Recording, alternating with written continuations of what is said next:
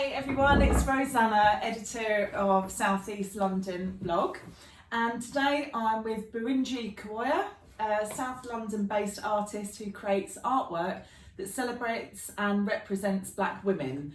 The work is centred around elevating female stories, creating worlds where women are joyous and taking care of themselves. So welcome. Thank you. Thank you for coming on the blog. It's great to meet you and to interview you today. Thank you so much. You put it so nicely, you know, you create the work to showcase joy. It's about the process of your well-being and your journey. And I really like how you say and to dream out loud. So this work you're creating it's very a magical way of putting it. I really like that a lot. So thank you. Tell us a bit about your work and your craft. Sure.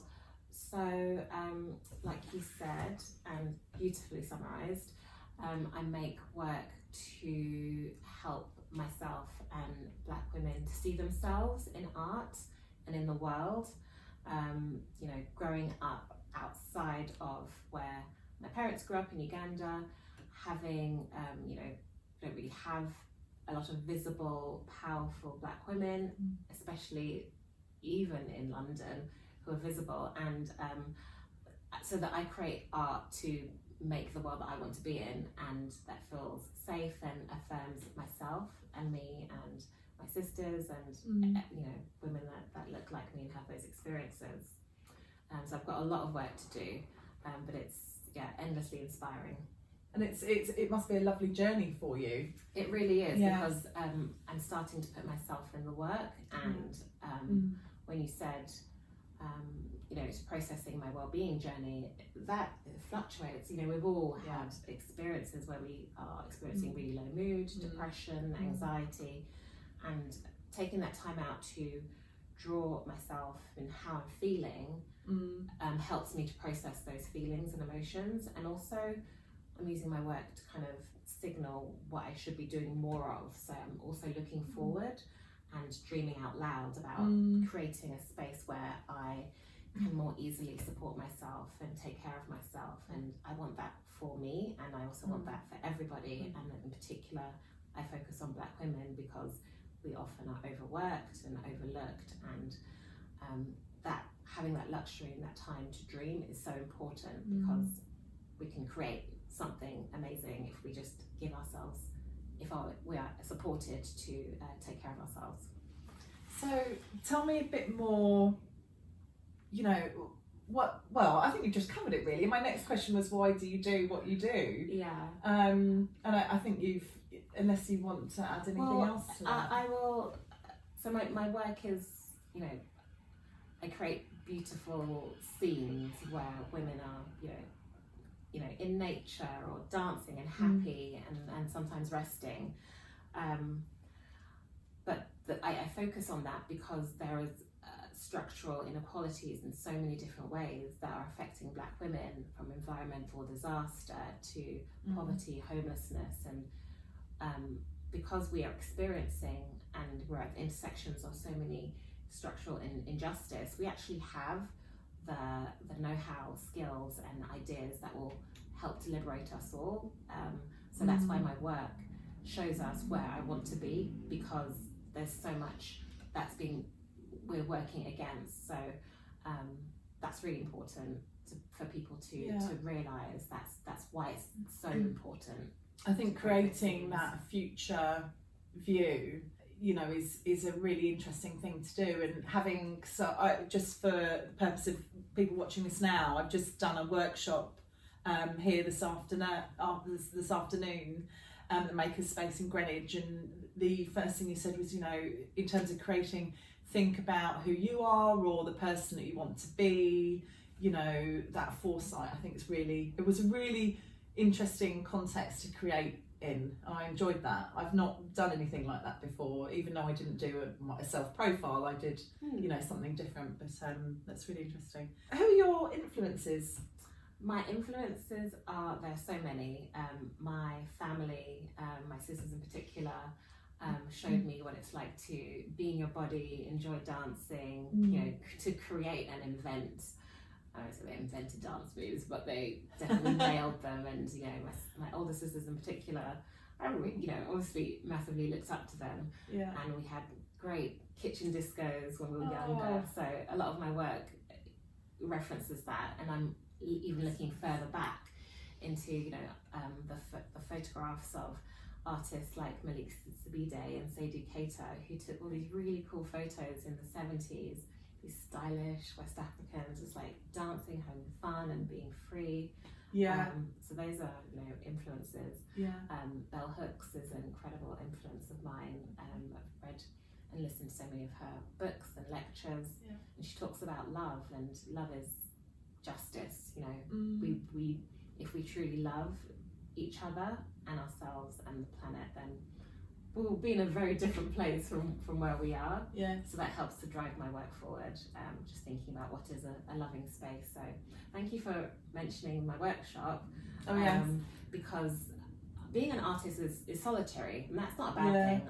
I'm introverted, but I have the best time running workshops and helping people who don't traditionally make time for themselves to create, and to see everybody come in, you know, either with ideas or no experience or lots of experience, create something completely magical in just, you know, 2 hours. Yeah. It's so much fun. It's so much fun for me. Like I actually, if I'm completely honest, I run workshops for myself, and it's a bonus that everyone likes them. And it's really, I really enjoyed it. This is such a nice space here, and just the creations that came out of, you know, the four of us this afternoon were fantastic. You wouldn't even think that when you come in the morning, you know. People completely underestimate what they can do. Yeah. And I think it's an important metaphor. So it's good to have a thing you can look at and say, I had no idea I could make this, but then I did. And then apply it to other parts of your life. Like what else might you just try to do and start and imagine and create. No, and it's lovely. build this better world that I'm making in my artwork. So it all links the dreaming out loud together. Yeah. So what would you say is one of your most memorable pieces of work? One of my most memorable pieces is a piece that I've finished last summer called Slow Down Birungi, and it took a while to do, and it has quite a lot of meaning for me. Last year I went into another episode of depression. You know, if you've been depressed once or twice, it's more likely to happen again, and obviously the pandemic isn't the best environment for mental health. But what surprised me and still surprises me is that I don't think I realised that I was running myself into the ground and not actually understanding that I wasn't well. It was pointed out to me that perhaps you should take some time off work. You know, things are happening that, you know, aren't like you. I wasn't aware, so I really lost the connection with my body. But not necessarily my mind, because I was doing my job as kind of just. It's a connection to the self, isn't it? Maybe. I think I lost track of that. Yeah. So that piece is, I've put myself in the picture. Yeah. It's me in this kind of celestial cloud, like, it's like the most. Like in slumber, aren't you? Yeah. It's beautiful. It's a beautiful piece. It's like luxurious, but in a cloud. Floating, resting. Exactly. And that's the opposite of the care that I was giving myself last year. I didn't realise I wasn't slowing down and understanding what I needed to do, which was to kind of withdraw from some of the things that I was doing. And, you know, my full-time job was one of them, actually. I parted ways with my company. Did you? Yeah, they fired me basically because they understood I was unwell, but they weren't patient enough to actually support me through that. Yeah. But it's actually the best decision that they made and happened to me, because it enabled me to reassess my life and say, what is it that I need to be doing to take care of myself? And that has been, I've been able to work through my depression, not like, I'm actually glad it happened. It had to happen for me to make some really positive changes in my life. So I think, you know, thank you for sharing that. And I know I'm happy to talk about my mental health, because it's really necessary. It's really important. I completely agree. one of my questions was going to be about, you know, a seminal moment in your life that had, you know, quite a profound impact. So would you associate that experience with that? Definitely, because I can now call myself a full-time artist and that's teacher. lovely. I'm also part-time at a wonderful theatre, also in South London, but not South East. Beta 503, I'm an administrator there, part-time, so it gives me the flexibility to continue to maintain my artistic practice, teach workshops, be around other creatives in a different field. So, and actually, before I even got that job, I remember you were talking about festivals, but a week after I got fired, a family friend of mine and someone that I'd done lots of work placements with, said, "Oh, you know that dance festival I was talking about earlier in the year? We've got the green light. Would you like to come and work? Do you have time to work with me?" And I said, "Yes, I do." Yeah, amazing. I'd love to do something like that. So absolutely. Good So for you. those couple of months in the summer were fantastic. Connecting communities from all Borough of Greenwich was fantastic festival to work on. So great. Fired, hired, and healed. But then, you know, when one door closes about to open, and always it's more of a positive experience, and it's a new opportunity. I had to go through it. There was pain. I'm smiling and laughing about it now, but it was pretty stressful at the time. But it had to happen to put me on that path. So So in terms of your the artwork, what are you doing now, and what are your plans for the future? I am doing more workshops, so I'll be doing workshops weekly on Fridays and Sundays here at Maiden Greenwich, and also in a space I've got off Baker Street in Marylebone, very nice. I am doing some youth workshops in Acton in February. Basically, I'm wanting to do more workshops. This is incredible work for me, but in terms of my artwork, I'm growing the Sisters Need Sleep series, which is what Slow Down Burungi is part of. Because it's really important for me to keep documenting I think that's my care, my self-care, and just I've got a piece about breathing, which is really important to me, and you experienced in the meditation in the workshop.